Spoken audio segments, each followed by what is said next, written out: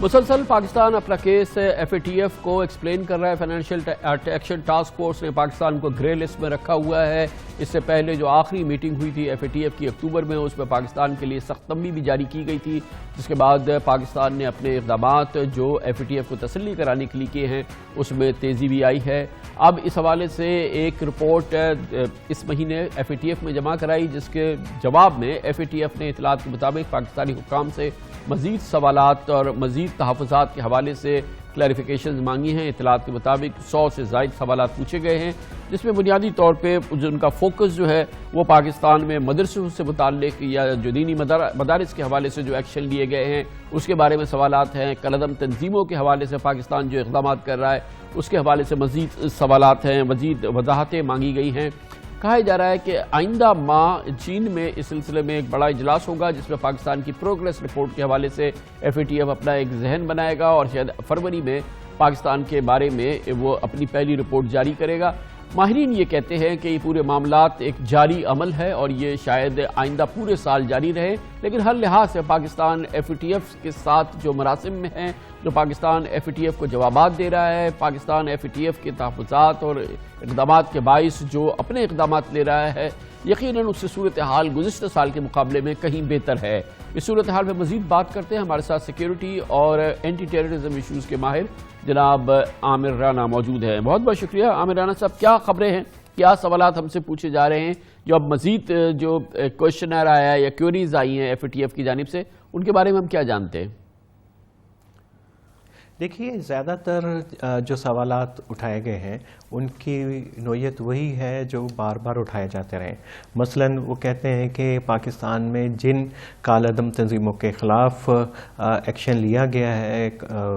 دہشت گردی کی مالی معاونت کے سلسلے میں، ان کے کیسز کی رفتار کیا ہے اور کتنے کیسز رجسٹرڈ ہوئے ہیں اور وہ کہاں تک پہنچے ہیں اور کنوکشن ریٹ کیا ہے۔ یہ سب سے بڑا ان کا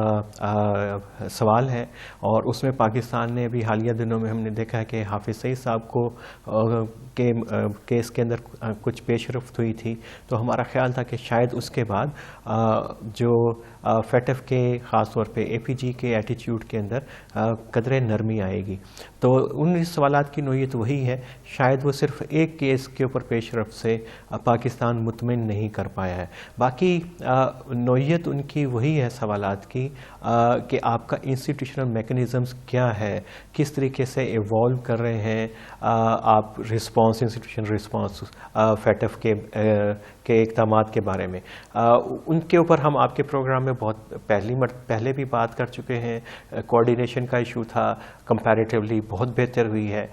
لیکن ابھی بھی کچھ سوالات ہیں کہ لانگ ٹرم کے اندر یہ کوارڈینیشن مختلف جو ادارے ہیں جو دہشت گردی کے خلاف مالی معاونت کے لیے مل کے کام کر رہے ہیں، کب تک یہ چلے گی، وہ اس نوعیت کے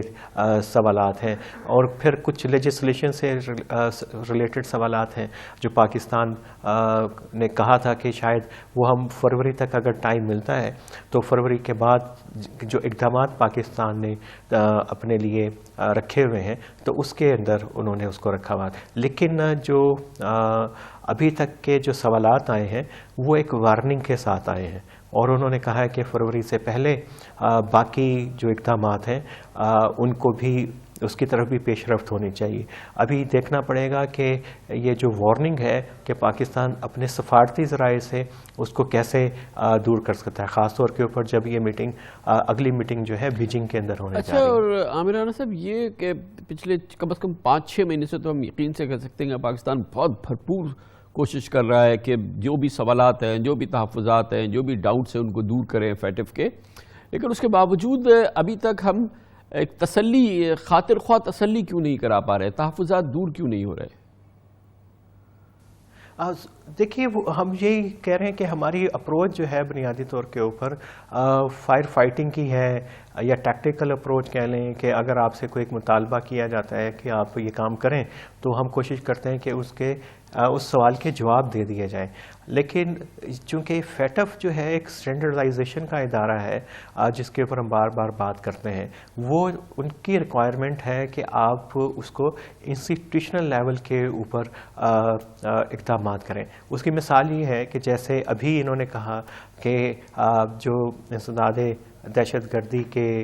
جو کیسز ہیں اس میں منی لانڈرنگ سے ریلیٹڈ یا مالی معاونت سے ریلیٹڈ, اس کے کیسز کی نوعیت کیا ہے, اس کے لیے آپ کی تیاری کیا ہے, پروسیکیوشنز کی تیاری کیسی ہے, پھر عدالتوں کا پورا میکانزم کیسا ہے, اس کی کیس آگے چلنے کی رفتار کیسی ہے. تو وہ تمام معاملات چاہتے ہیں کہ ان کی ڈیٹیل دی جائے. لیکن پاکستان کی طرف سے جو رسپانس دیا گیا تھا, پاکستان نے کہا کہ ہم نے 700 سے زیادہ مقدمات ایک سال کے اندر درج کیے ہیں اسی